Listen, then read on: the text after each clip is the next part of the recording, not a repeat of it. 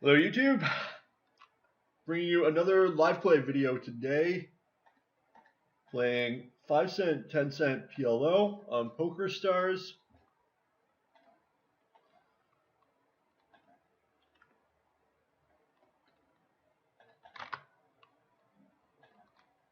So one thing I like to do is review all the decisions that players have made at the table, both to sort of get inside their head, understand their psychology, but also to just get the experience of looking at the decisions they've made, but also examining those decisions in order to get some sort of fresh ideas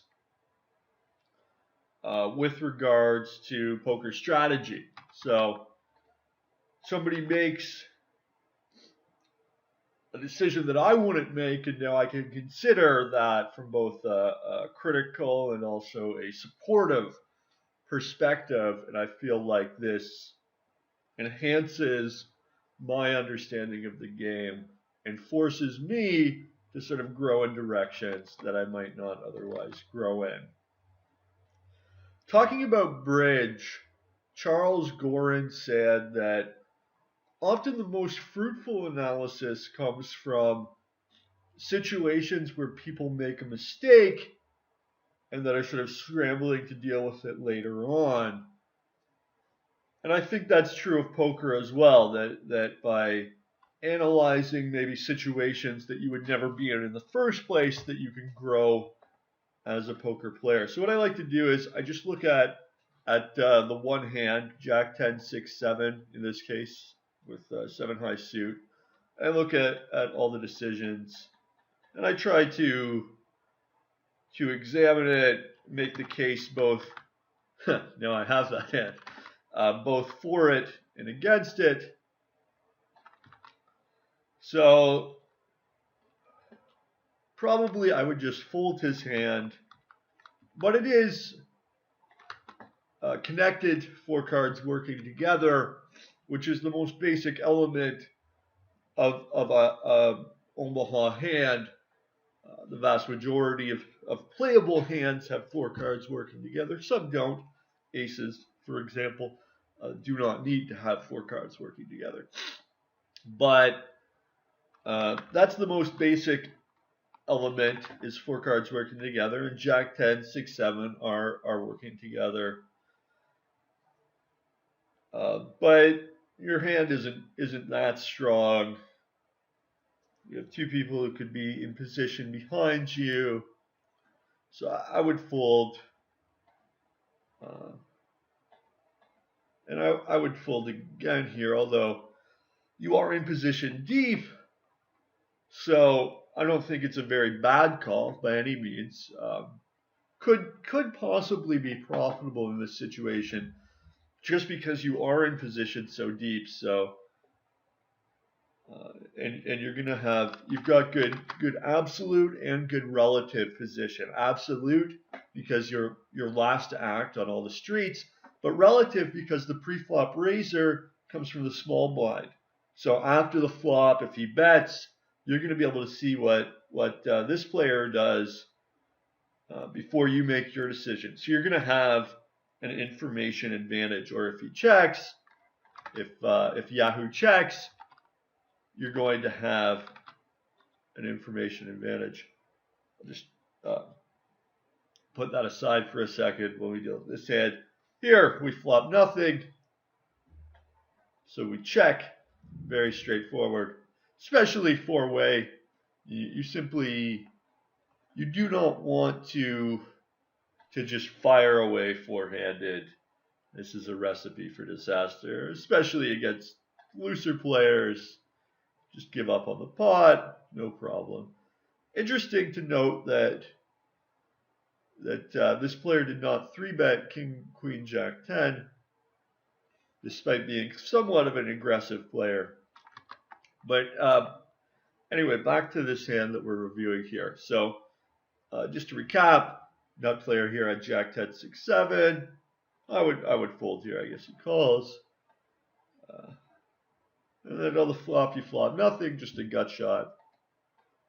3 to 1. Can't really call here. The thing is, you know 7 cards. You're looking for 4. So there's 41 cards you don't like, 4 you do. It's about 11 to 1. You're getting 3 to 1. Now maybe there are some other cards, like an 8 is very nice, giving you a 6-card wrap. So you could count that as at least half an out anyway, probably, I guess. But I would just fold. Also, right, you could get a queen and then get free rolled. This won't happen very often, but it is possible. You could get free rolled by a flush draw or a bigger wrap draw. And you turn the nuts, and your opponent bets. And here I would raise. You can go effectively all in. $2 remaining. Might as well pot it up. There's a fair number of cards that change the board texture on the river. It's a big pot. And he does. And he gets the action. And Yahoo here has no choice really but to call on the turn, to put it all in. He's got a pretty good made hand, right? Top 2, losing only to a set and a straight. And he's also got, against a straight, he's got a very good chance to catch up, maybe 33%. So, decently aggressive regular type player opens. I 3-bet on the button. Fairly strong hand. Going to be in a bit of a pickle if either of them 4-bet.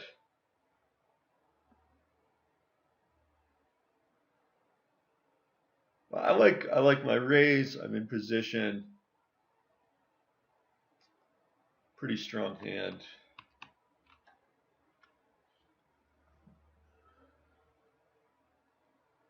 Not really loving that turn card.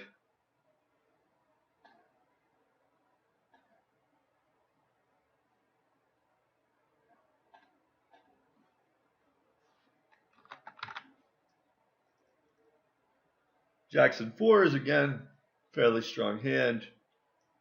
Good hand to open. And I flop nothing against sort of looser players, so I'll just check and give up.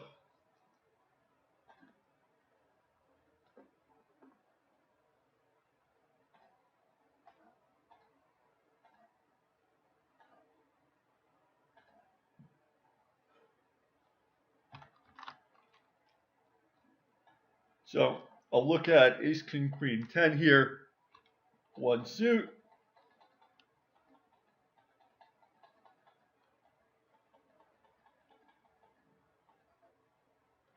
Now, against this action, I would be tempted to re-raise.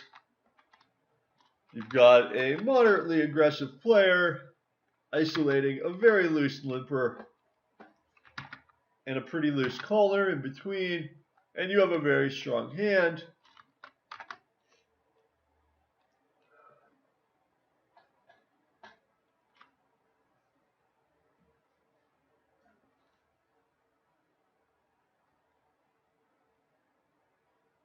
And for the same reason, I re-raise here.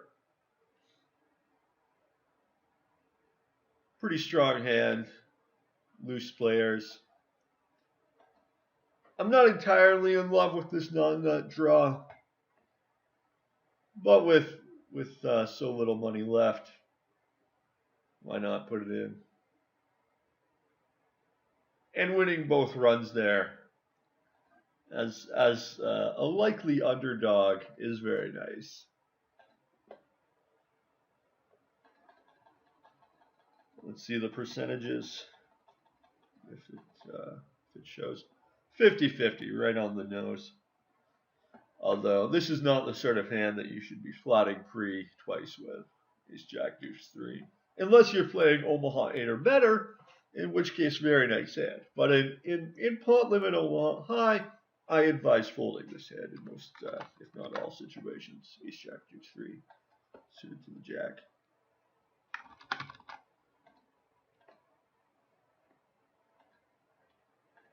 Where were we? We were looking at Ace, King, Queen, 10.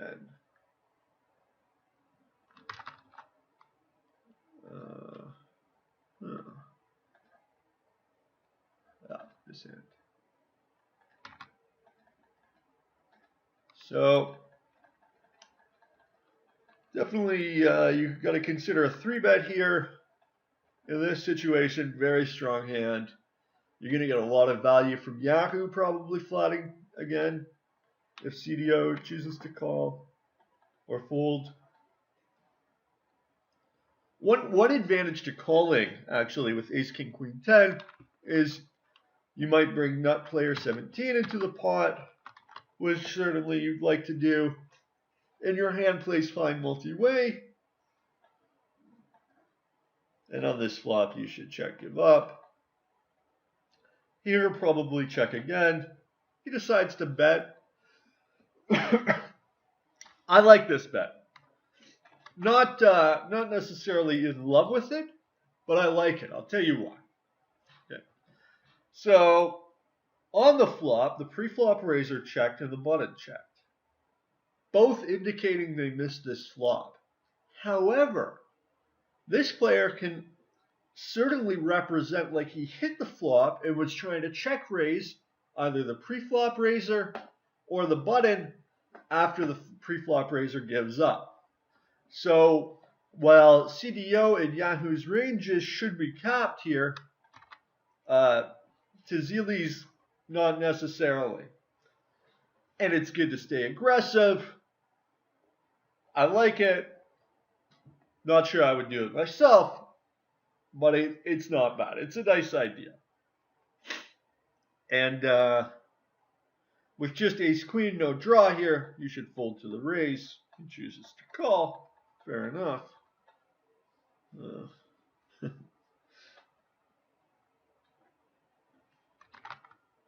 Oops. Continuing on.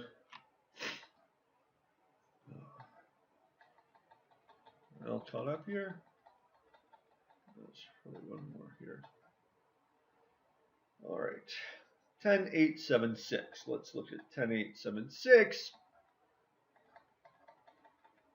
Here, I would flat in position. This is a good hand. 4 cards working together. Let me just focus on this for a second. I'm just going to flat here. Flat and lead out if I flop a set, basically.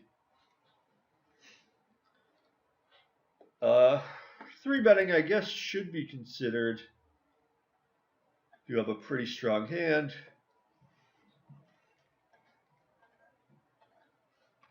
Okay, now where are we?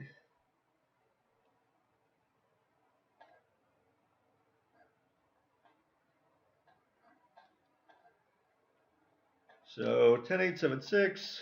Okay. Let's look at this. 3-bet. Yahoo. Can't see how many hands he's opening right now. So he's in position. It's nice, a 3-bet in position. Decent hand. I don't mind this 3-bet at all. There's some metagame benefits to 3-betting sort of a little wider like this.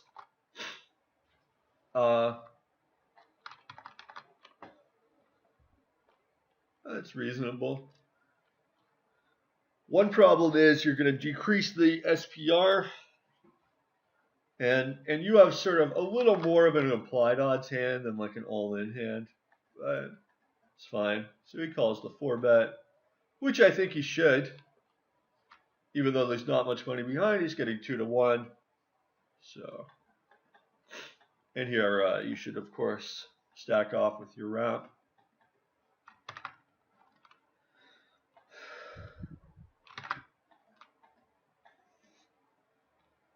Let's look at 10-10-7-4. Should not defend here. Pretty weak hand. And certainly you shouldn't call on the flop with a gut shot.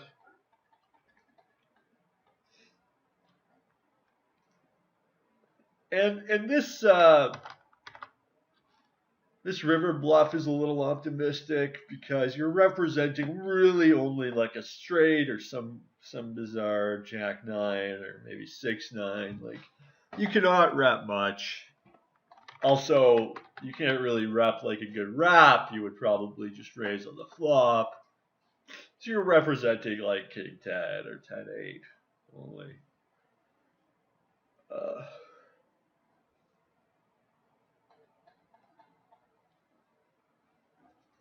I kind of like this river flat with the boat though, because probably like you might miss a little value from a straight, but a lot of times it's like bluffing, and sometimes you beat.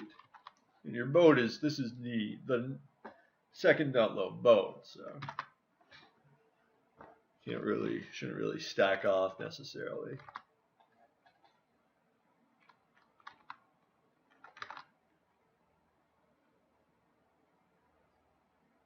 Well, I hope you enjoyed my video, and please keep watching.